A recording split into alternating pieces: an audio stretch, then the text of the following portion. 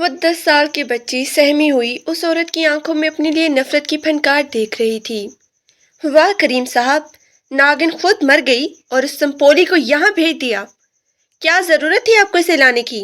رابعہ بیگم نے نفرت انگیز نگاہیں اس پر جمائی تھی۔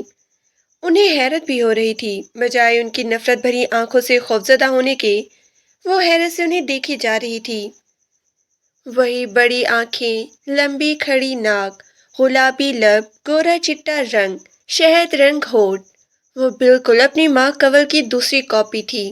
تم زیادہ بحث نہ کرو رابعہ مجھ سے، کریم صاحب بیزار ہوئے تھے۔ یہ صرف کنول کی اولاد نہیں بلکہ رحیم کی بیٹی بھی ہے، اور مت بھولو کہ اس پراپرٹی میں رحیم کا پورا حصہ ہے۔ اچھا ہے لڑکی ذات ہے، کل کو دوسرے گھر رخصت ہو جائے گی تو ہماری بھی جان چھوٹ جائے گی، لڑکا ہوتا تو ہمیں زیادہ پریشانی ہوتی، کریم صاحب نے انہیں سمجھایا تھا۔ لیکن تب سے لے کر جوان ہونے تک وہ رابعہ بیگم کی نگاہوں میں کھٹکنے لگی۔ وہ رمل کریم ہمدانی اس گھر میں صرف نفرتیں حاصل کرنے آئی تھی۔ انہی نفرتوں کے بیچ وہ کب جوان ہوئی، وقت اتنی تیزی سے گزرا کہ پتہ ہی نہ چلا۔ لیکن جب وہ جوان ہوئی، سب کی نگاہیں اس کی خوبصورتی پر تھی۔ جب بھی کسی محفل یا پھر دعوت میں اس کی تعریف ہوتی تو رابعہ بیگم طنز بھری لہجے میں اس کے کان میں یہ زہر اگلتی: بھائی ظاہر ہے اس کی ماں کس قدر خوبصورت تھی، یوں ہی تو دیوانہ نہیں ہوا تھا میرا دیور رحیم۔ روزانہ جاتا تھا اس کے کوٹھے پر، ایسی ادائیں دکھائی کہ وہ نکاح کر کے ہی گھر لے آیا، ورنہ طوائفوں سے کون نکاح کرتا ہے؟ بھائی شریفوں کو تو یہ دستور نہیں۔ اب طوائف کی بیٹی ہے، ظاہر ہے اتنی خوبصورت تو ہوگی۔ رمل کو لگتا اس کے وجود پر کسی نے تیر برسا دیے ہیں۔ اس کی ماں اس دنیا سے رخصت ہو گئی تھی، لیکن رابعہ بیگم، جو کہنے کو تو اس کی تائی اماں تھی، سب سے بڑے تایا ابو کی بیگم صاحبہ، لیکن وہ اس کے لیے قابل نفرت بن چکی تھی۔ اسے بار بار اس بات کا احساس دلایا جاتا کہ جیسے اس کی ماں عزت کے قابل نہیں تھی، طوائفوں کے کوٹھے سے بھاگ کر اس کے باپ کے ساتھ آئی تھی، اسی طرح وہ بھی کبھی اس گھر میں عزت نہیں پا سکے گی۔ تایا ابو کے اپنے 4 بچے تھے، سب سے بڑا بیٹا ابرار بھائی، اس کے بعد زرار، 2 بیٹیاں تھیں مہروش اور ابریش۔ ان کے بچے پیسوں میں کھیلتے، لیکن رمل کو پائی پائی کے لیے محتاجی کا سامنا کرنا پڑتا۔ جب بھی اسے پیسوں کی ضرورت ہوتی وہ تایا ابو کے سامنے ہاتھ پھیلانے پہنچ جاتی۔ مجھے پیسے چاہیے۔ وہ جو حساب کتاب میں الجھے ہوتی اسے دیکھ کر چونک جاتے۔ تائی اماں جیسے اسے آنکھوں سے نکلتی۔ کیا ضرورت پڑ گئی تمہیں پیسوں کی کہ اپنے پاس جمع کرنے کی کوشش کر رہی ہو؟ وہ طنزیہ انداز اپناتی۔ میں بھلا پیسے جمع کر کے کون سے اپنی بلڈنگ بناؤں گی تائی اماں؟ کالج کی فیس دینی ہے۔ پہلے وہ جواب نہ دیتی تھی، پھر آہستہ آہستہ پر اعتمادی سے انہیں تفصیل بتانے لگی۔ وہ جان گئی تھی جتنی خاموش رہے گی اتنا ہی یہ عورت اس پر حاوی ہو جائے گی، کوئی جگہ نہ چھوڑتی تھی کہ وہ اسے ذلیل نہ کرے، اس بات کا احساس نہ دلائے کہ اس کی ماں کوئی خاندانی عورت نہیں بلکہ ایک طوائف تھی، اور اس کے باپ نے اس طوائف سے پسند کی شادی کی تھی۔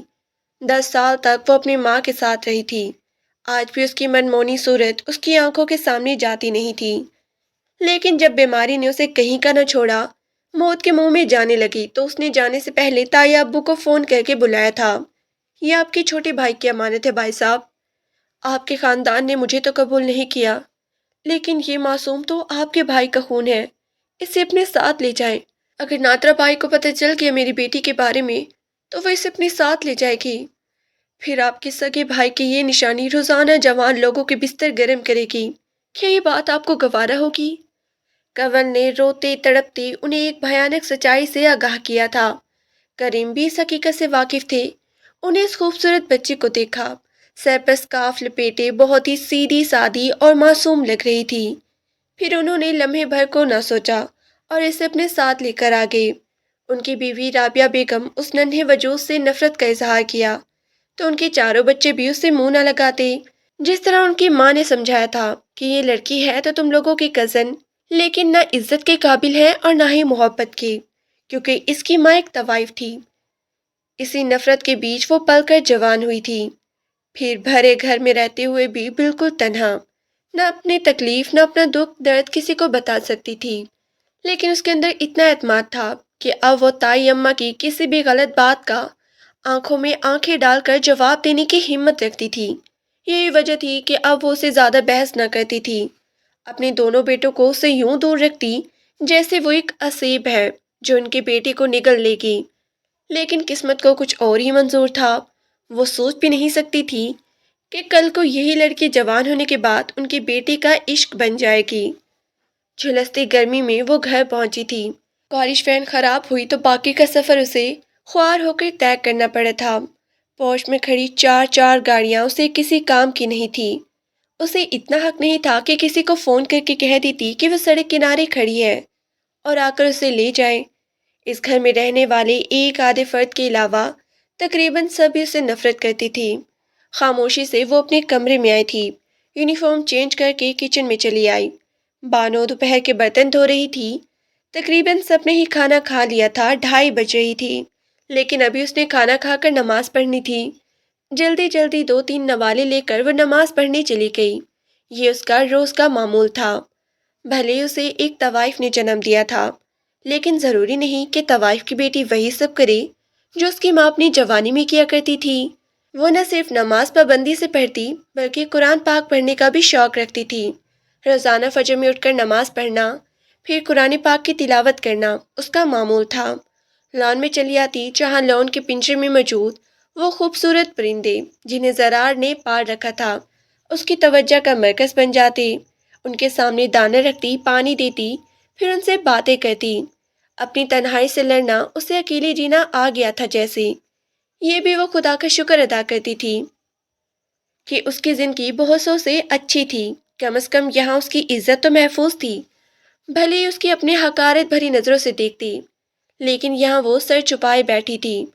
اگر خدا نخواستہ اس کی ماں کا انتقال ہو جاتا، وہ بھری دنیا میں اکیلی رہ جاتی، تو اس کی ماں کا کہا پورا ہو جاتا۔ نادرا بھائی اس کی ماں کو خریدنے والی وہ گھٹیا عورت اسے اپنے ساتھ لے جاتی، جوان ہونے پر اس کے ساتھ وہی دھندا کرواتی جو اس کی ماں کا تھا۔ پھر اس کی زندگی کیسے ہوتی یہ سوچ کر اس کی روح کانپ جاتی تھی۔ اسی بات کو لے کر وہ جتنا شکر ادا کرتی کم تھا اور اپنی زندگی میں خوش رہنے کی کوشش کرتی، لیکن بہت جلد اس کی زندگی بدلنے والی تھی۔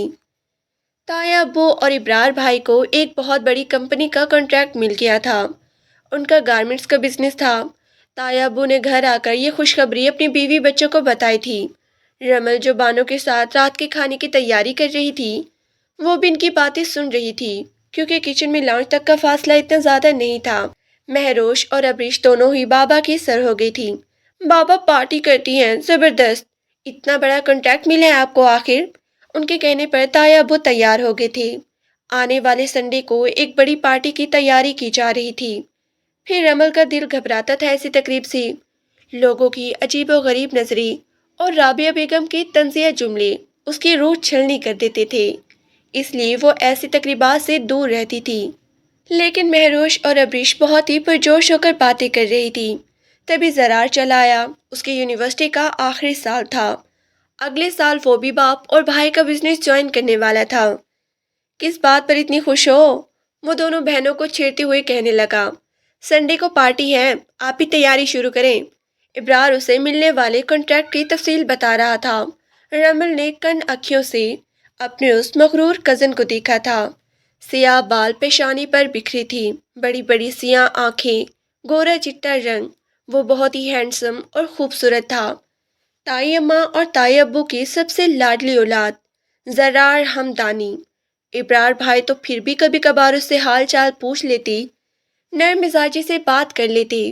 ان کی عادت بالکل تایا ابو جیسی تھی، لیکن زرار تو اسے پاؤں کی جوتی بھی نہ سمجھتا۔ بات کرنا تو دور کی بات ہے، اس کے پاس سے یوں بے نیازی سے گزرتا جیسے اس کی ذرا برابر بھی اوقات نہیں۔ ابھی بھی چائے اس نے ہی بنائی تھی، لیکن اس نے بانو کو اشارہ کیا کہ وہ سب کے لیے ٹرالی باہر لے جائے۔ ان کے درمیان بیٹھنا رمل کو ایسے محسوس ہوتا جیسے وہ ایک فالتو وجود ہے اس گھر کا۔ تائی اماں کی نفرت سے وہ پھنکارتی نگاہیں، ماتھے کی شکن اسے اس بات کا احساس دلاتی کہ ان کی فیملی اس کے بنا مکمل ہے۔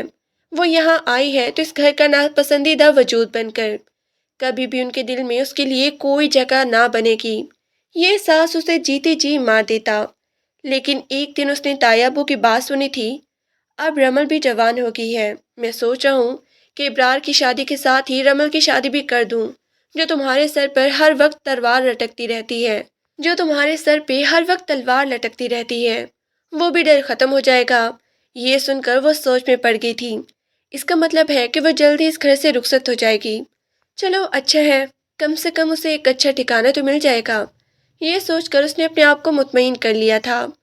پھر سنڈے کا دن بھی جلدی آ گیا۔ مہروش اور ابرش نے تو باقاعدہ شاپنگ کی تھی اس پارٹی کے سلسلے میں۔ خود تائی اماں بھی پارلر کا ٹریٹمنٹ کروا کے آئی تھی۔ ان کا چہرہ چمک رہا تھا، باوجود بڑھاپے کے وہ خوبصورت خاتون نظر آتی تھی۔ ابھی بھی سلک کی ساڑی میں ان کی خوبصورتی نمایاں تھی۔ کافی لوگ جمع تھے اس پارٹی میں۔ رمل بھی سب سے کونے میں جا کر بیٹھ گئی، خاندانی رشتہ دار عورتوں کی نظروں سے بچنے کے لیے۔ وہ ان لمحات میں سب سے چھپ جانا چاہتی تھی۔ اگر کمرے میں اکیلی بیٹھتی تب بھی تایا ابو اس پہ غصہ کرتے، اس لیے سمپل سے وائٹ شرٹ، ٹراؤزر، سلک کا وائٹ دوپٹہ سر پہ لیے وہ کونے میں بیٹھی تھی، سب کی نظروں سے اوجھل، جیسے چھپنے کی کوشش کر رہی ہو۔ لیکن اچانک ہی کوئی اسے دلچسپ نظروں سے دیکھنے لگا۔ رمل کو بھی کسی کی نگاہوں کا احساس ہوا تھا۔ وہ بے اختیار بیزار ہوئی۔ زرار کے ساتھ کھڑا ہوا وہ ہینڈسم سا نوجوان مسلسل اسے دیکھ رہا تھا۔ وہ حیران تھی کہ وہ اسے ایسے کیوں دیکھ رہے ہیں، یہ جانتے ہوئے بھی کہ وہ زرار کی کزن ہے۔ اسے ذرا بھی تمیز و تہذیب نہیں۔ پھر اس نے اپنی جگہ چینج کر لی۔ کھانا سٹارٹ ہوا تو وہ کھانا لے کر اپنے کمرے میں آ گئی۔ اب خود کو پرسکون محسوس کر رہی تھی۔ لیکن زرار کا دوست ایان اسے ایسے ہی نہیں دیکھ رہا تھا۔ جب اسی لمحے بعد میں اسے کہنے لگا، یار وہ وائٹ سوٹ والی لڑکی کون تھی جو وہاں اس کونے میں بیٹھی تھی؟ اس پوری محفل میں ایک رمل ہی تھی جس نے وائٹ سوٹ پہن رکھا تھا۔ وہ حیران ہوا۔ کزن ہے وہ میری چچی کی بیٹی، لیکن تم کیوں پوچھ رہے ہو؟ واہ، کیا قسمت پائی ہے تم نے، اتنی خوبصورت کزن تمہارے گھر میں رہتی ہے۔ کہ اس کے لہجے میں رمل کے لیے دلچسپی تھی۔ زرار بیزاری سے کہنے لگا، ہاں ظاہر ہے اس کے ماں باپ نہیں ہیں تو ہم نے اسے پالا ہے، لیکن تم کیوں اتنی دلچسپی لے رہے ہو؟ یہ میں تمہیں 2-4 دن بعد بتاؤں گا۔ اور وہ مسکرا دیا تھا، جبکہ وہ حیران تھا۔ جب یونیورسٹی کے آخری دن اس نے زرار سے یہ بات کہی کہ وہ اپنے پیرنٹس کو تمہارے گھر بھیجنا چاہتا ہے تو وہ حیران رہ گیا۔ کیوں، خیریت تو ہے؟ کیا ہوا؟ دراصل یار وہ لڑکی مجھے بہت ہی اچھی لگی، تمہاری وہ کزن۔ کچھ دنوں پہلے ہی امی ابو مجھ سے پوچھ رہے تھے کہ مجھے کوئی لڑکی پسند تو نہیں۔ دراصل وہ میری انگیجمنٹ کرنا چاہتے ہیں کیونکہ میں 2 سالوں کے لیے لندن جا رہا ہوں۔ اس سے پہلے وہ مجھے ایک رشتے میں باندھنا چاہتے ہیں، لیکن مجھے وہ تمہاری کزن بہت ہی اچھی لگی، اس لیے میں چاہتا ہوں کہ میں اس سے شادی کروں۔ اس کے سنجیدہ چہرے کو دیکھ کر زرار حیران رہ گیا تھا۔ اپنے اندر خواہ مخواہ حسد اور جلن کی تپش محسوس کر رہا تھا۔ ایان سے اس کی کوئی گہری دوستی نہیں تھی، ہاں دعا سلام اچھی تھی۔ تبھی وہ بات بناتے ہوئے کہنے لگا، نہیں دراصل یار میں تمہیں ایک بات بتانا بھول گیا۔ بچپن میں ہی بابا نے میرا اور رمل کا رشتہ طے کر دیا تھا، لیکن یہ بات انہوں نے مجھے 2 دن پہلے ہی بتائی۔ زرار کی بات پر ایان کے چہرے پر مایوسی چھا گئی تھی۔ اچھا کوئی بات نہیں، شاید وہ میرے نصیب میں نہیں تھی۔ وہ بڑا مایوس نظر آیا تھا، لیکن زرار کو غصہ آیا کہ اس لڑکی میں ایسا خاص کیا ہے جو رشتہ بھیجنے کی یہ بات کر رہا ہے۔ گھر آیا تو وہ لانچ میں رکھی کشن سیٹنگ کر رہی تھی، بکھری چیزیں سمیٹ کر وہ سائڈ پر کر رہی تھی۔ زرار کو آتا دیکھ کر وہ کچن میں جانے لگی تھی جب اس نے آواز دے کر اسے بلایا۔ زرار کی نظروں میں عجیب سا تاثر تھا، جیسے وہ سمجھنے سے قاصر تھا۔ مجھے دیکھ کر بھاگ کیوں رہی ہو؟ اس کے منہ سے نکلنے والے الفاظ پر وہ حیران تھی۔ میں ایسا کیوں کروں گی؟ آپ کو کوئی غلط فہمی ہوئی ہے۔ ان دونوں کے درمیان پہلے کبھی اتنی بات چیت نہ ہوئی تھی۔ ابرار سے تو پھر بھی وہ اپنی ضرورت پہ بات کر لیتی تھی، لیکن زرار کے سامنے اس کا خیال آتا وہ ایک مغرور انسان ہے، تبھی اسے صاف پچ نکلنے کی کوشش کرتی۔ لیکن زرار آج اس کے راستے میں کھڑا تھا، جبکہ وہ اسے غور سے دیکھے جا رہا تھا۔ آخر ایسا کیا ہے خاص اس لڑکی میں جو ایان جیسا انسان اس کا رشتہ لے کر آنا چاہتا ہے؟ کزن وہ میری ہے اور شادی وہ کرے گا اس سے۔ وہ اس کی بڑی بڑی شہد رنگ آنکھیں، روشن پیشانی اور گلابی لبوں کا کٹاؤ دیکھ رہا تھا۔ کوئی کام ہے آپ کو؟ وہ الجھ گئی تھی۔ ہاں کام تو ہے، تبھی تو تمہیں بلایا ہے۔ میرے لیے کافی بنا کر لاؤ۔ وہ وہیں لانچ میں بیٹھ گیا تھا۔ رمل کو غصہ تو آیا، لیکن اس نواب زادی کی ہدایت پہ عمل کرنا بھی ضروری تھا۔ آخر کو تائی اماں کا لاڈلا سپوت تھا۔ وہ لیکن حیران تھی کہ بطور خاص اسے ہی کیوں کافی کا آرڈر دیا ہے۔ پھر ایک دم ہی سوچ اس کے ذہن میں آئی تھی، ظاہر ہے اس کی حیثیت بھی کسی ملازمہ سے کم نہیں۔ جلدی جلدی کافی بنا کر وہ اس کے سامنے رکھ کر پلٹنے لگی تھی جب زرار نے اسے آواز دی، رمل بات سنو۔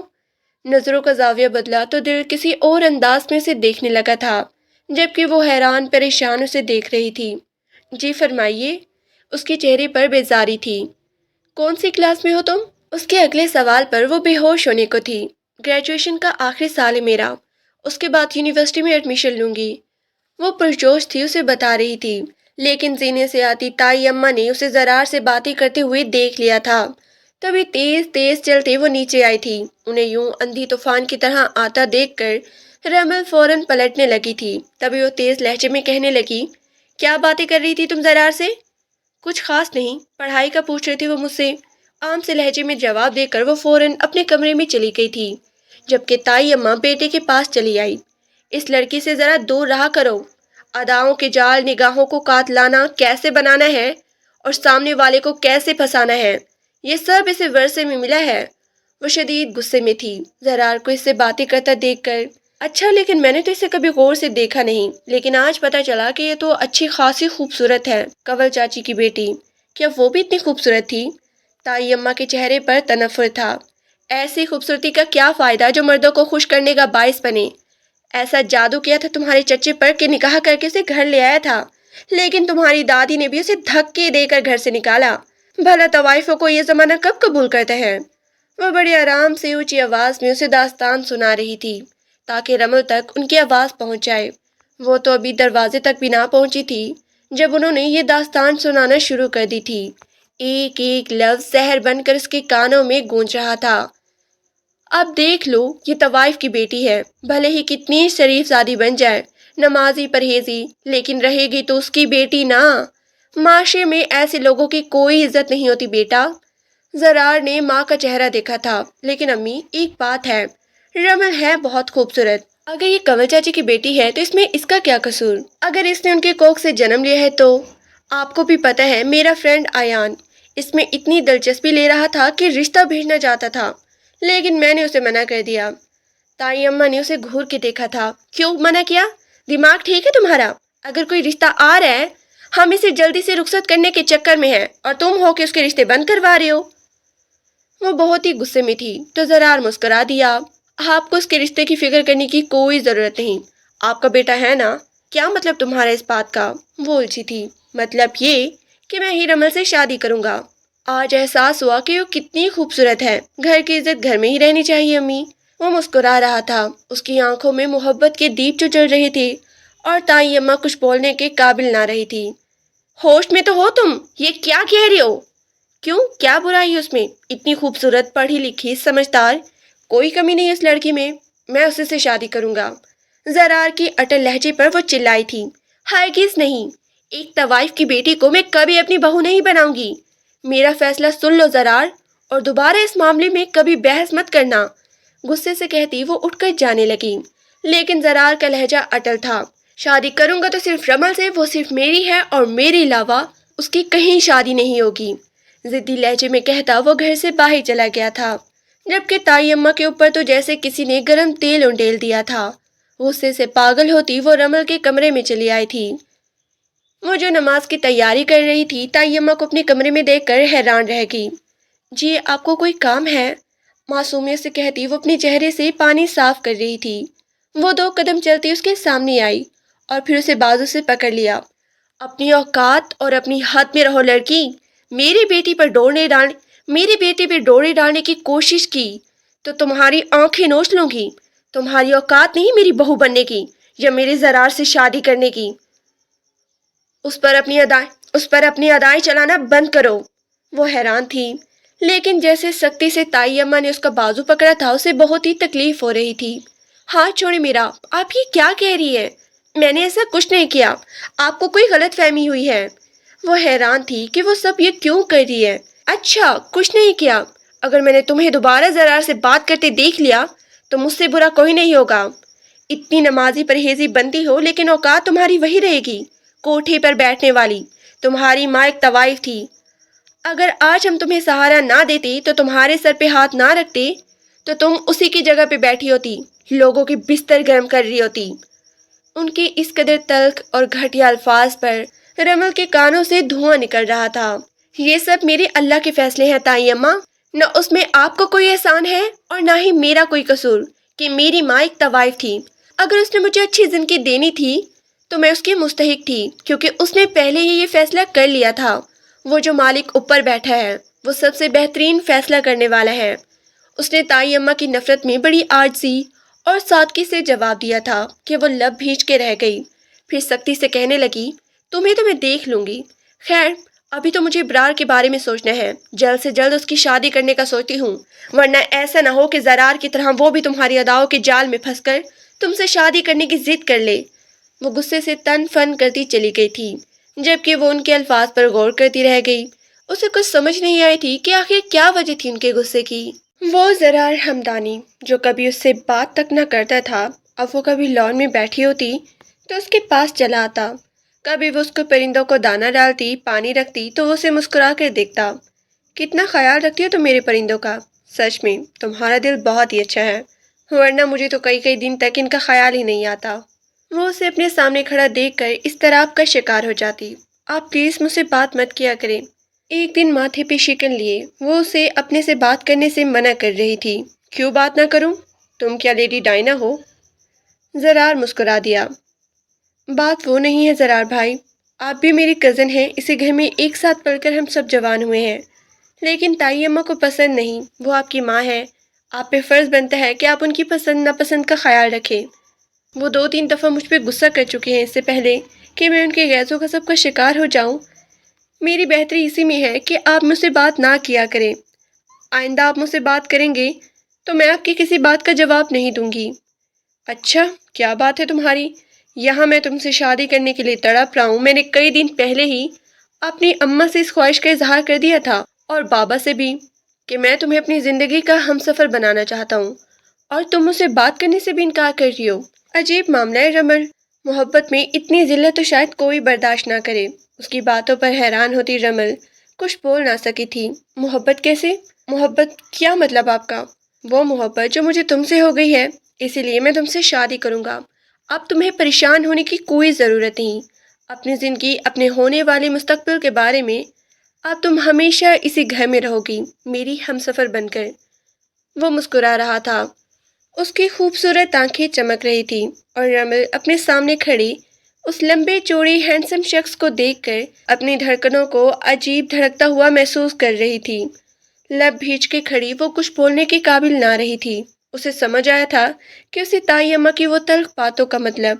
آپ بھول گئے ہیں زرار بھائی، میں عزت اور شادی کے قابل نہیں ہوں آپ جیسے خاندانی انسانوں کے لیے۔ میری ماں ایک طوائف تھی، اس بات کا احساس مجھے قدم قدم پر آپ کی ماں نے دلوایا ہے۔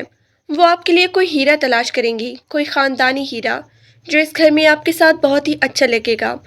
مجھ جیسا ریت کا ذرہ جس کی کوئی اہمیت نہیں، بھلا آپ اسے کیوں اپنانا چاہتے ہیں؟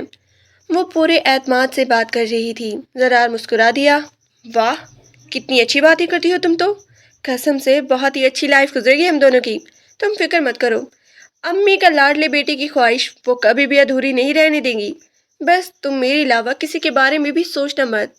اب وہ کچھ بولنے کے قابل نہ رہی تھی، اس کے چہرے کی رنگت بدل رہی تھی۔ وہ کبھی بھی محبت جیسے راستے پر قدم نہیں رکھنا چاہتی تھی، بہت ہی پھونک پھونک کر چلتی آ رہی تھی بچپن سے ہی، اور اب زرار نے گھر میں ہنگامہ کھڑا کر دیا تھا۔ وقتی طور پر تائی ابو نے انہیں خاموش کروا دیا تھا، یہ کہہ کر کہ پہلے ابرار کے بارے میں سوچو۔ آج کل مہروش اور ابرش کے ساتھ مل کر وہ لڑکے تلاش کرتی پھر رہی تھی، لیکن اس دن وہ دونوں تیار ہو کر کہیں جا رہی تھی۔ ان کی ڈریسنگ دیکھ کر تائی ابو حیران رہ گئے تھے۔ یہ کیسے کپڑے پہن رکھے تم لوگوں نے؟ کیا ہو گیا ہے بابا؟ آج کل یہی فیشن چل رہا ہے۔ ان کی آستین نام کو بھی نہیں تھی۔ زویا کے بھائی کی مہندی ہے، آج ہم اسی فنکشن میں جا رہے ہیں، ہم نے تو ڈانس پریکٹس بھی کی ہے۔ وہ دونوں بہت ہی خوش لگ رہی تھی، جبکہ ابرار نے ماتھے پہ شکن ڈال لی تھی۔ امی آپ سمجھاتی کیوں نہیں انہیں جانے سے منع کریں؟ تائی اماں لاپرواہی سے کہنے لگی، ارے تمہیں اپنی بہنوں کی فکر کرنے کی کوئی ضرورت نہیں، خاندانی لڑکے ہیں، کبھی کوئی ایسا الٹا قدم نہیں اٹھائیں گی۔ جن کے خاندان نہیں ہوتے، یہ جو بے نسلی لڑکیاں ہوتی ہیں وہی الٹے سیدھے کام کرتی ہیں۔ सोफे के कोने पर टिकी रमल खामोशी से टीवी पर नजरें जमाई बैठी थी। वो उसे देखकर तंज़े अंदाज अपनाकर बातें सुना रही थी। उसका एक एक लफ्ज उस पर आग की तरह बरस रहा था, लेकिन वो खामोश रही। इब्रार भाई नाराज से लग रहे थे, लेकिन वो दोनों किसी की भी परवाह किए बिना अपनी फ्रेंड्स के भाई की मेहंदी में चली गई थी। तभी जरार जिम से वापस आया था। आते ही वो जूस पीने का आदी था। रोजाना रमीली उसे वो खास जूस बनाकर देती थी। अभी भी वो उठने ही लगी थी उसे आता देखकर ताई अम्मा ने उसे घूर के देखा। तुम ये मुशक्क़तें करना छोड़ दो। इब्रार और ताई अब्बू के कमरे के जाने के बाद वो उसे जहरीली नजरों से देख रही थी। मैं खुद अपनी बेटी के लिए जूस बनाकर लाती हूँ। मुस्कुराकर जरार को देखती वो किचन में चली गई थी। जबकि वो मुस्कुरा दिया, लेकिन रमल के चेहरे पर गहरी संजीदगी थी। उसने नजर उठाकर जरार की तरफ देखा भी नहीं, चुपचाप अपने कमरे में चली गई। जबकि वो माँ पे गुस्सा कर रहा था। आप उससे ऐसे बर्ताव क्यों करती हैं? आप भूल गई हैं कि उसके माँ बाप नहीं हैं, वो यतीम लड़की है, हमारे घर में रहती है। इसका मतलब ये नहीं कि जब आप चाहें उसे जलील कर दें। कुछ तो ख्याल किया करें अम्मी। बस यही वजह है कि मेरा बस नहीं चलता कि उसे घर से निकाल दूं। तुम उसकी साइड मत लिया करो। उनके लहजे में सांप किसी पनकार थी। क्यों साइड न लिया करूं? मुस्तकबिल की बीवी है मेरी। मैंने अभी से अपना फैसला आपको बता दिया है। जल्द से जल्द इब्रार भाई की शादी करें, उसके बाद मेरी और रमल की एंगेजमेंट होगी। उसने तो जैसे सारे फैसले कर लिए थे। फिर वो सर पकड़ के बैठ गई थी, जबकि वो हशाश पशाश चेहरा लिए अपने कमरे में चला गया था। रमल जो ग्रेजुएशन करने के बाद अब घर पे ही रहती थी, बस वो इसी उम्मीद पर थी कि ताई अब्बू से बात हो जाए ताकि उसे यूनिवर्सिटी में एडमिशन दिलवा दें। लेकिन उसे बात करने का मौका ही नहीं मिल रहा था। वो अपने कमरे में लेटी कोई किताब पढ़ रही थी जब ताई अम्मा उसके सर पे आके खड़ी हो गई। आखिरी बार समझा रही हूँ रमल, तुम मेरे इजरार का पीछा छोड़ दो। ये कोशिशें करना छोड़ दो कि मैं तुम्हें अपनी बहू बनाऊंगी, वो भी अपने लाडले बेटे की। अगर तुमने उसका पीछा नहीं छोड़ा तो मैं तुम्हें ऐसा बदनाम करूंगी कि करीम साहब तुम्हें खुद घर से धक्का दे के निकालेंगे। याद रखना कि मैं कितनी खतरनाक औरत हूँ। वो सुर्ख आंखों से उसे देख रही थी। ताई अम्मा इज्जत और जिल्लत देने वाली खुदा की जात है। अगर उसने मुझे इज्जत देनी है तो आप लाख कोशिश कर लें, लेकिन आप मुझे बदनाम लेकिन वो मुझे बदनाम होने से बचा लेगा। उसकी ज़ात बहुत बड़ी है। और रही बात जरार भाई की, तो मुझे उनमें कोई दिलचस्पी नहीं। मुझे आपके बेटे से शादी करने का कोई शौक नहीं है, और ना ही वो मुझे पसंद है। अगर उनकी तरफ से कोई ऐसी बात है तो इन सिलसिले अगर उनकी तरफ से कोई ऐसी बात है तो इस सिलसिले में मैं कुछ नहीं कह सकती।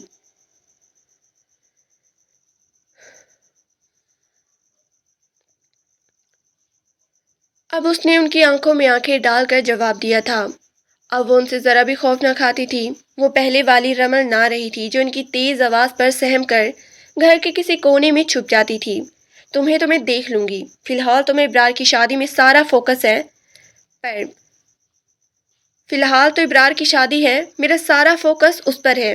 लेकिन तुम्हें मैं पहले समझा रही हूँ कि मेरी शादी में उलझ जाओगी, पीछे तुम अपना काम उलझाओगी कि मैं शादी में उलझ जाऊंगी, पीछे तुम अपना काम चलाओगी अपनी इन आंखों से, अपने जिस्म से। शायद तुम इन्हीं हरकतों की वजह से मेरी बेटी को अपनी तरफ माइल कर चुकी हो। वो नफरत से कह रही थी। रमल ने कानों को हाथ लगाया था। मेरी ऐसी कोई कोशिश नहीं है। आप मुझ पे झूठे बहुतान मत लगाएं। उसकी आंखों से आंसू बह रहे थे, लेकिन उसे रोता देखकर उन्हें बहुत ही खुशी हुई थी। तभी वो कहने लगी, आज एक आज एक आंसू दिए हैं, कल को सारी जिंदगी रोगी। इसलिए बेहतर होगा कि जरार से दूर रहो। वो फतायाब चेहरा लिए पलट गई थी, लेकिन रमल बहुत ही उदास और गहरी मायूसी की लपट में चली गई थी। फिर उसने उठकर वजू किया। वो अपना हर गिला शिकवा रब से करने की आदी थी। इब्रार भाई की शादी की तकरीबात शुरू हो गई थी, एक बड़े ऊंचे नामी करामी खानदान में। उन्होंने इब्रार का रिश्ता तय किया था। उसके होने वाली बीवी का नाम लामिया था। रमल का एक जोड़ा ना बना था, उसने वही पुराने कपड़े पहनने को तरजीह दी थी। आज मेहंदी का फंक्शन था। वो अपने कपड़े अलमारी से निकाल कर इस्त्री करने का सोच रही थी जब कोई दरवाजे पर दस्तक देकर अंदर चला आया। रमल हैरान थी। सियाह खूबसूरत आंखों में हैरानी देखकर जरार मुस्कुराया था। इतनी हैरान क्यों हो रही हो? तुम्हारे लिए शॉपिंग करके आया हूँ। ये देखो, 4-5 सूट खूबसूरत हैं, एक से एक। ऊपर से ज्वेलरी देखो, 4-5 खूबसूरत सूट, एक से एक। اوپر سے جولری میچنگ کی نہ صرف سینڈلز تھی بلکہ دیگر کئی ضرورت کی چیزیں بھی تھی۔ اتنی ڈھیر ساری شاپنگ اس نے لاکھوں روپے خرچ کر دیے تھے۔ وہ بری طرح گھبرا گئی تھی، پھر پریشان ہو کے کہنے لگی، مجھے ان سب چیزوں کی ضرورت نہیں ہے، آپ پلیز اپنا یہ سارا سامان واپس لے جائیں۔ کیسی باتیں کر رہی ہو یار، اپنی ہونے والی فیوچر وائف کے لیے کیا میں اتنا بھی نہیں کر سکتا؟ مجھے بابا نے کہا تھا کہ میں نے رمل کو شادی کے لیے نہ خرچہ دیے ہیں نہ شاید اس نے شاپنگ کی ہے۔ تم خوش ہو نا اس سے؟ دیکھ لو، آج یہ دن آ گیا ہے، تمہارے پاس کپڑے تک نہیں تھے لیکن میں فوراً جا کر تمہاری چیزیں خرید لی۔ تمہیں پسند آئی ہے نا؟ پریشان مت ہو، میں اپنی مرضی سے نہیں لایا بلکہ بابا نے مجھے یہ سب لانے کو کہا تھا۔ اس بات پر اس کا دل خوش ہوا تھا کہ تایا ابو کو اس کی فکر تھی۔ آپ سچ کہہ رہے ہیں کیا؟ تایا ابو کو میرا خیال تھا، انہوں نے ان سب کا کہا تھا یہ سب چیزیں لانے کو؟ اس کے چہرے پر بچوں کا سخت اشتیاق تھا۔ وہ 2 قدم چلتا اس کے چہرے کے سامنے آیا تھا، پھر اس کے گال کو چھو کر کہنے لگا، تو اور کیا، کچھ چیزیں تو میں بابا کے کہنے پر لایا ہوں اور کچھ اپنی پسند سے۔ جلدی سے تیار ہو کر باہر آؤ، میں انتظار کر رہا ہوں۔ اور رمل سن سی کھڑی رہ گئی تھی، اس کی ایک لمس میں جیسے اس کی جان ہتھیلی پہ رکھتی تھی۔ وہ کپ کپا کے رہ گئی تھی۔ چند دن پہلے کی تائیمہ کی دھمکی اسے پورے الفاظ سے یاد آئی تھی، لیکن اس کا دل دھک دھک کر رہا تھا۔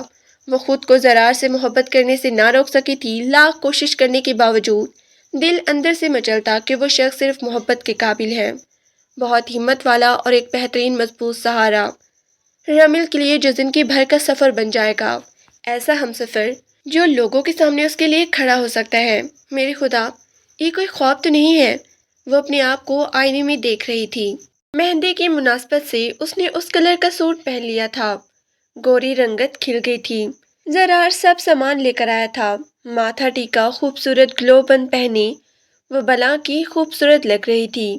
مہروش اور ابریش اسے دیکھ کر حسد کا شکار تھی۔ اتنا مہنگا اور خوبصورت ڈیزائنر ڈریس ان کے سوٹ سے کہیں اچھا لگ رہا تھا۔ لہنگا چولی اور بڑا سا دوپٹہ لیے وہ سب سے منفرد لگ رہی تھی۔ انگلیاں چٹکاتی وہ حیران ہو رہی تھی، آخر سب کی نگاہیں میری اوپر ہی کیوں ہیں؟ اسے بہت ہی عجیب سا محسوس ہو رہا تھا۔ دل چاہ رہا تھا کہ ابھی جا کر سب کچھ اتار دے۔ ہاں، ابرار بھائی کی شادی تھی، آخر وہ بھی تو ان کے سگا چاچا کی بیٹی تھی، اس کا بھی حق بنتا تھا اتنا تیار ہونے کا۔ وہ سب سے آخری کونے میں جا کر بیٹھ گئی۔ کسی نے بھی اسے اسٹیج پر آنے کو نہیں کہا تھا۔ تھوڑی دیر بعد مہندی کا فنکشن شروع ہو گیا اور وہ ایسے ہی اندھیرے میں بیٹھی رہی۔ دل چاہ رہا تھا کہ اٹھ کے اندر چلی جائے، اسے شدید ذلت کا احساس ہو رہا تھا۔ لڑکیاں اسے دیکھ کر خواہ مخواہ جیلس ہو رہی تھی، لیکن تبھی زرار رسم کرنے کے لیے اسٹیج پر آیا تھا۔ اس نے بابا کے کان میں کچھ کہا تو ان کی نگاہیں رمل کو تلاش کرنے لگی۔ تایا ابو نے ہاتھ کے اشارے سے اسے اسٹیج پر بلایا تھا۔ وہ جھجکتی ہوئی ابرار بھائی کے دوسری جانب جا کر بیٹھ گئی اور ایک طرف زرار بیٹھا تھا۔ تبھی تایا ابو نے سب کے سامنے ایک عجیب اعلان کیا تھا، بھائی آج میرے گھر کی سب سے بڑی خوشی ہے، میرے بڑے بیٹے کی مہندی ہونے جا رہی ہے، لیکن ساتھ ایک اور اعلان بھی ہے، اور ایک خوشخبری یہ ہے کہ میں نے اپنے دوسرے بیٹے کا رشتہ پکا کر دیا ہے، وہ بھی اپنے چھوٹے مرحوم بھائی کی بیٹی رمل کے ساتھ۔ آج سے وہ میری بیٹی نہیں بلکہ میری بہو بھی بن جائے گی۔ وہ مسکراتے ہوئے یہ بات اپنے ساتھ کھڑے رشتہ داروں کو بتا رہے تھے۔ رمل کے چہرے پر عجیب تاثرات تھے، جبکہ زرار کی خوشیاں آسمان کو چھو رہی تھی۔ تایا ابو نے اپنی جیب سے ایک خوبصورت سونے کی انگوٹھی نکالی تھی۔ مخملی کیس میں لپٹی ہوئی رنگ گولڈ کی تھی، لیکن اس پر چند ہیرے بھی چڑھے ہوئے تھے۔ تائی اماں کسی زخمی ناگن کی طرح بل کھا رہی تھی، جبکہ مہروش اور ابرش کے منہ کے زاویے بگڑ گئے تھے۔ لیکن زرار مسکراتا ہوا رمل کے برابر میں جا کر بیٹھ گیا، اسے انگوٹھی پہنا رہا تھا۔ رمل کو لگ رہا تھا کہ اس کی ساری جان اس ہاتھ میں سمٹ آئی ہے، اس کا وجود کانپ رہا تھا، ایسے لگ رہا تھا جیسے وہ کوئی سہانا خواب دیکھ رہی ہے۔ آج جس طرح پورے خاندان کے سامنے تایا ابو نے اسے عزت دی تھی، اسے یقین نہیں آ رہا تھا۔ اس کی آنکھیں نم تھی، ایک بن ماں باپ کی بچی جو ان کے بھروسے پر پل کر جوان ہوئی تھی، اور آج انہوں نے اسے اپنی بہو بنانے کا اعلان کر دیا تھا۔ اس بات پر وہ خوش نہ ہوتی تو شاید اس کی بد نصیبی ہوتی۔ زرار کی آنکھوں میں محبت اور چاہت کی جھلک تھی۔ اس نے رمل کا ہاتھ تھاما تھا، جس کی ہتھیلیاں پسینے سے بھیگی ہوئی تھی۔ اچھا، تبھی تو یہ اتنا تیار ہوئی ہے، ہم بھی کہیں یہ سب سے منفرد کیوں لگ رہی ہے؟ خاندان کی عورتیں مسکراتی ہوئی ایسے دیکھ رہی تھی، سب مبارکباد دے رہے تھے۔ وہ جلدی اٹھ کر اپنے کمرے میں چلی آئی تھی۔ اس کا دل دھک دھک کر رہا تھا۔ پھر تقریب ختم ہونے کے بعد تائی اماں کا غصہ آسمان کو چھو رہا تھا۔ یہ کیا کیا آپ نے؟ مجھ سے پوچھنا بھی گوارا نہیں کیا، اتنا بڑا فیصلہ کر لیا۔ کیا میری اتنی بھی اہمیت نہیں؟ اس 2 ٹکے کی لڑکی، اس طوائف کی بیٹی کو میری بہو بنانے کا فیصلہ کر لیا۔ میں یہ کبھی قبول نہیں کروں گی۔ ان کی آواز میں گرج تھی۔ خاموش ہو جاؤ تم رابعہ بیگم، خبردار جو ایک لفظ بھی کہا تو تم بار بار اسے طوائف کی بیٹی کہتی ہو، لیکن بھول گئی ہو کہ وہ رحیم کی بیٹی ہے۔ اس کی رگوں میں میرے بھائی کا خون ہے، وہ ہمارے خاندان کا حصہ ہے۔ واہ واہ، یہ بات آپ نے اچھی کہی کریم صاحب کی، لیکن کیا ثبوت ہے آپ کا کہ یہ ہمارے خاندان کا حصہ ہے؟ کیا آپ نہیں جانتی کہ طوائفیں کتنے لوگوں کا بستر گرم کرتی ہے؟ کیا پتہ یہ کسی دوسرے کا گند ہو؟ ان کی آواز میں نفرت تھی۔ کریم صاحب نے افسوس بھری نگاہوں سے اسے دیکھا تھا۔ بہت ہی گھٹیا سوچ ہے تمہاری رابعہ، لیکن آج نکاح کے 2 سال بعد جب کنول بھابھی اس کوٹھے سے آزاد ہو کر رحیم کے ساتھ زندگی گزار رہی تھی، تب رمل نے اس دنیا میں جنم لیا تھا۔ یہ بات ہم سب کو پتہ ہے۔ تم ایسی باتیں مت کرو، وہ یتیم بچی ہے، کسی کی آہ مت لو رابعہ بیگم۔ ان کے لہجے میں افسوس تھا، لیکن وہ کہنے لگی، مجھے یہ منظور نہیں، آپ کو یہ منگنی ختم کرنی ہوگی۔ ان کا لہجہ سخت تھا۔ بس کیجیے امی، کیوں اپنے بیٹی کی خوشیوں کو چھیننا چاہتی ہیں؟ اب زرار ان کے سامنے آ کے کھڑا ہو گیا۔ میں محبت کرتا ہوں رمل سے۔ جب ایان نے مجھ سے کہا کہ وہ اسے پسند کرتا ہے، اپنا پرپوزل بھجوانا چاہتا ہے اس کے لیے، تو ایک دم ہی میرے دل میں عجیب سی جیلسی فیل آئی تھی۔ میں اسی وقت سمجھ گیا تھا کہ رمل کے لیے میرے دل میں جذبات مختلف ہیں۔ آپ پلیز میری خوشی سے انکار کر کے میرے دل میں اپنے لیے بدگمانی مت پیدا کریں۔ اس کے لہجے میں التجا تھی۔ رابعہ بیگم خاموش رہی۔ سب نے ایک ساتھ مل کر انہیں خاموش کروا دیا تھا۔ تبھی ابرار پریشان سے چہرہ لیے اندر آیا تھا۔ دوسروں کی بیٹیوں کے لیے دل میں نفرت کا زہر پالنا بند کیجیے امی، اپنی بیٹیوں کی فکر کریں، کچھ ہوش بھی ہے آپ کو؟ یہ دیکھیں، کسی نے مہروش اور برش کی ڈانس ویڈیو نیٹ پہ چھوڑ دی ہے۔ یہ کسی گھٹیا لڑکے کی سازش ہے، لیکن یہ ویڈیو وائرل ہو گئی ہے۔ ہم کسی کو منہ دکھانے کے قابل نہیں رہے۔ ان کی آنکھیں پھٹی کی پھٹی رہ گئی تھی۔ زرار کا چہرہ سرخ ہو رہا تھا۔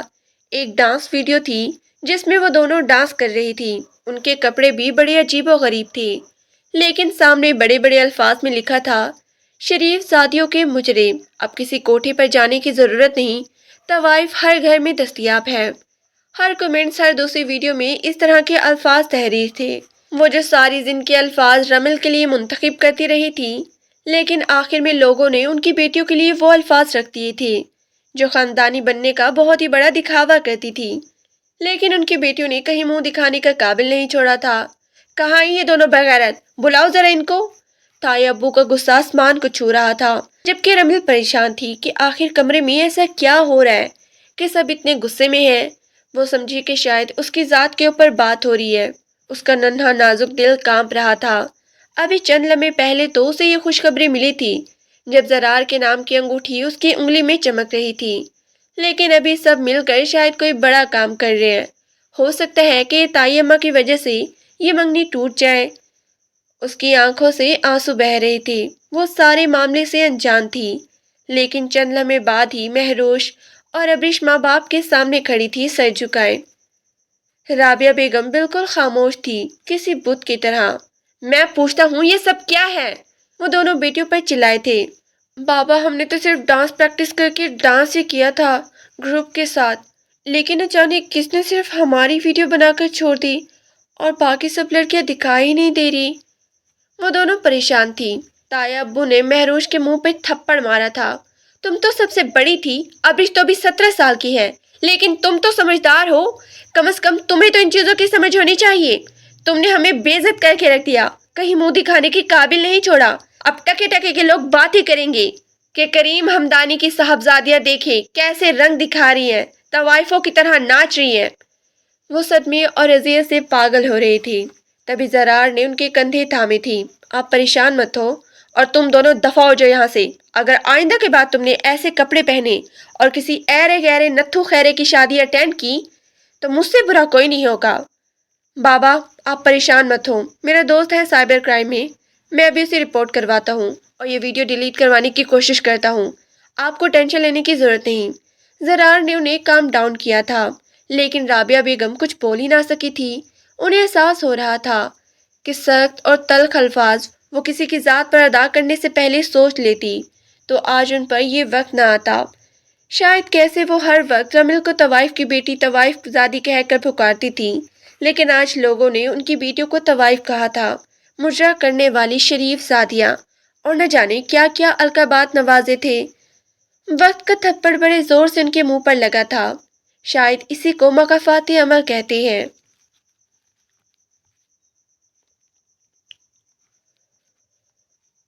رمل جو جائے نماز بچھا کر رو رو کر اللہ سے دعائیں کر رہی تھی کہ تو میرے لیے بہتر راستہ نکال. میں نہیں جانتی کہ کیا صحیح ہے کیا غلط، لیکن اگر سب لوگوں کے سامنے میری منگنی ہوئی ہے اور تایا ابو یہ منگنی ختم کر دیں گے تو ایک بار پھر سے میں بے عزت ہو جاؤں گی، کہیں منہ دکھانے کے قابل نہیں رہوں گی. وہ سمجھیں گے کہ شاید میرے اندر کوئی کھوٹ ہے، شاید کچھ غلط کیا ہے میں نے جس کی وجہ سے میں اپنے ہی خاندان سے بے گھر کر دی گئی ہوں. اس کے دماغ میں عجیب عجیب سوچیں آ رہی تھی. چہرے پر آنسوں کی قطار تھی. جب یہ زرار اس کے کمرے سے پاس سے گزرا، جیسے ہی دستک دے کر وہ اندر آیا اسے روتا دیکھ کے پریشان ہو گیا. کیا ہوا؟ تم کیوں رو رہی ہو؟ سب خیریت تو ہے؟ وہ تایا ابو اور تائی اماں وہ کیا کہہ رہے تھے؟ اتنا غصہ کیوں کر رہے تھے؟ کیا منگنی ختم ہو رہی ہے؟ کیا مجھے ملنے والی یہ چند منٹوں کی خوشی ضائع ہونے والی ہے؟ وہ عجیب باتیں کر رہی تھی. زرار مسکرا دیا. ارے نہیں، ایسی کوئی بات نہیں، بلکہ بابا نے امی کو سمجھا دیا ہے، تمہیں پریشان ہونے کی ضرورت نہیں. یہ مت سمجھو کہ میں نے یہ سب دکھاوے کے طور پر کیا ہے، ہمیشہ کے لیے اپنا ہمسفر چنا ہے. ویسے کل تو ابرار بھائی کی بارات ہے، لیکن ایک سال بعد اپنی بارات لے کر آؤں گا تمہارے اس چھوٹے سے کمرے میں جہاں دلہن بن کر تم میرا انتظار کر رہی ہوگی. وہ مسکراتے ہوئے اسے کہہ رہا تھا. آپ سچ کہہ رہے ہیں کیا؟ تائی اماں راضی ہے؟ انہیں کوئی اعتراض نہیں ہم دونوں کی شادی پر؟ اس کے چہرے پر بلا کی خوشی اور معصومیت تھی. زرار کے ساتھ نے اس کی ذات کو اعتماد بخشا تھا. شاید وہ اب کبھی اعتراض نہ کرے کیونکہ ہمیں جو بدنامی سہنی پڑی ہے وہ خود بھی خاموش ہے اس کے بعد. رمل نے چونک کر اسے دیکھا تھا تو زرار حیرانی سے کہنے لگا. کیا تمہیں نہیں معلوم؟ مہروش اور ابرش کی ڈانس ویڈیو وائرل ہو گئی ہے. ہم کہیں منہ دکھانے کے قابل نہیں رہے رمل. امی بابا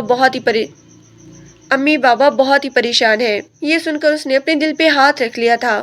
خدا خیر کرے، آپ پلیز وہ ویڈیو ڈیلیٹ کروانے کی کوشش کریں. وہ پریشان ہو گئی تھی. خاندان کا معاملہ تھا. زرار نے اس کے گال چھوئے تھے. تم پریشان مت ہو اور آج کے بعد میں کبھی تمہاری آنکھوں میں آنسو مت دیکھوں. کل بارات کا دن ہے، اچھے سے تیار ہونا ہے تمہیں. وہ اس کے کان میں سرگوشی کرتا چلا گیا تھا جبکہ رمل کا چہرہ سرخ ہو گیا. کئی لوگوں کو اس ویڈیو کے بارے میں پتہ چل گیا تھا. تائی اماں، مہروش، ابرش سب منہ چھپاتی پھر رہی تھی جبکہ تایا ابو کے کندھے جھکے ہوئے تھے. گو کے کئی پلیٹ فارم سے زرار نے اپنے دوست سے کہہ کر وہ ویڈیو ڈیلیٹ کروا دی تھی لیکن ابھی بھی وہ مسلسل چل رہی تھی جس کی وجہ سے لوگوں میں چہمگویاں عروج پر تھی. لیکن شادی تو کرنی ہی تھی، اسی لیے سب بارات لے کر جا رہے تھے. زرار نے رمل کو دیکھا تو دیکھتا ہی رہ گیا. اس کا لایا ہوا خوبصورت پنک کلر کا سوٹ پہنے وہ کسی شہزادی سے کم نہیں لگ رہی تھی. دل تو چاہ رہا تھا کہ ابھی بابا سے کہہ کر نکاح پڑھوا لے. تمہارا یہ مہکتا روپ بہت ہی قریب سے دیکھنا چاہتا ہوں. اس کی بے باک سرگوشیوں پر رمل کا چہرہ سرخ ہو گیا تھا. شرم و حیا کا حسین امتیاز اس کے رخساروں پر تھا. ان کی خوبصورت جوڑی بڑی ہی شاندار تھی. خدا نے ایک دوسرے کے لیے جیسے انہیں تخلیق کیا تھا. آج تائی اماں کچھ نہ بول سکی تھی.